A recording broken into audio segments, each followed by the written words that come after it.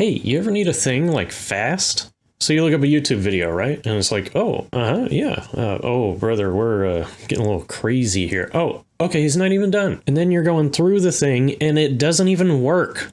I mean, conveyor belt, right? I went back to my project from last November and it didn't work in the new version.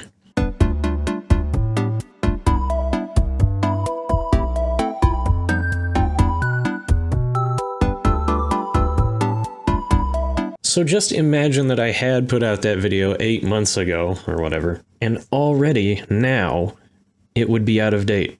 Well, the truth of a lot of tutorials, but maybe especially GeoNodes, is that those things are highly version specific. You know, the implementation of these nodes can change over time. We've been told that. We're in kind of a bad position with this. I mean, we can go back through Blender's catalog, pick out the version that we need just for this project, but no, God! What I'm saying is, sometimes you just need the thing. So here it is. Conveyor belts, quick and dirty. If we unburden ourselves from a complete GeoNode solution, we can actually get a lot of stuff done really quick. We can hand create a pristine mesh that is more or less exactly what we need for the job. We're going to start with a mesh circle, rotate it 90 degrees on the x-axis. We want a lot of verts here, like a healthy amount of verts. This influences how smoothly your belt is going to transition around a curve. Now we're just going to divide this in half as best we can and move it over. I know this isn't going to produce a perfect, you know what I mean, actually. Now this is a nice little outline we got here, right? What we're going to do is apply this GeoNode group to it, and then when we hit the play button,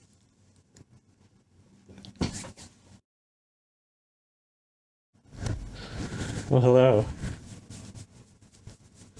Dude, it's too good. Like, it's too clean, right? I mean, even just looking at it right now, this literally is just a chunk of my November solution where we feed it perfect input geometry rather than trying to generate it with this accursed system.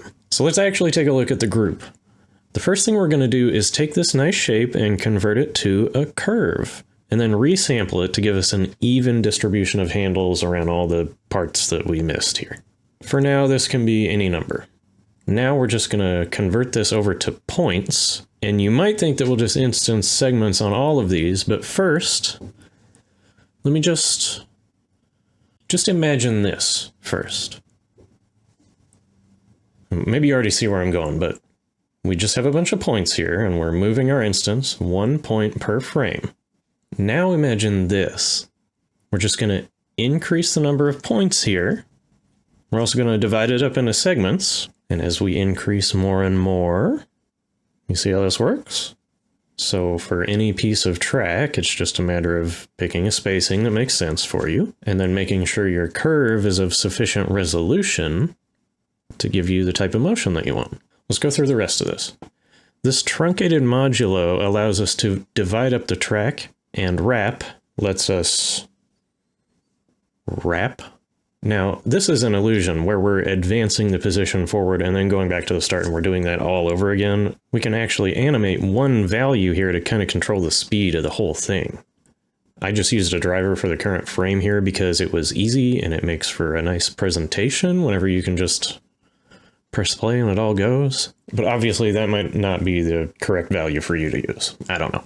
On the left here, we have the ID field that goes in the top, and an integer that goes here and here. We compare these with a Boolean math node set to integer equal, and we use the result of that as the selection input on the instance on points node.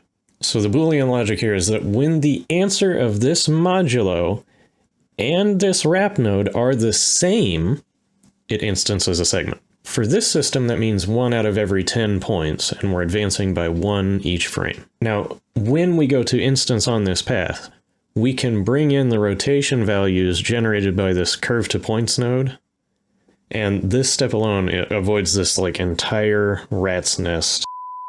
Now remember, you can instance any object here, so model yourself a really nice conveyor segment and send it along. Remember when you're making this thing that maybe it needs to kind of interlock into itself when it takes a corner. Then you're going to have a limit on how much you can turn the belt before it starts clipping into itself. Much like real life, you're going to have some constraints. Also, you got to figure out how your base object should be rotated. And you don't want to override the material inside of the node group here. Isn't this all just so complicated again? It's just hard to make things simple, you know? A lot of the problem is that people that make tutorials don't want to like sit here and become tech support for Blender. So what I've tried to do is come up with like a foolproof method. I mean, I don't know how successful I will be with that, but here's what we got. But I mean, it is still on the artist to like problem solve. By the way, your input geometry here can be practically anything. You can, of course, start with a curve, and then inside the node group, you don't have to convert to curve anymore. You'll get a warning if you try to. And again, the resolution of your input geometry affects how smoothly you transition curves. But once you have your path down, it's pretty much as simple as just instancing another item on top of that. The strengths of this method are as displayed. I mean, I think in the runtime of this video, if you just copy down the initial system, you'd have a pretty good running start at your project already. Weaknesses? I doubt that it works with motion blur.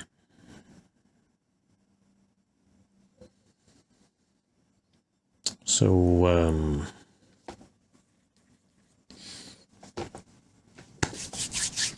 I think that's it. I think this video is over.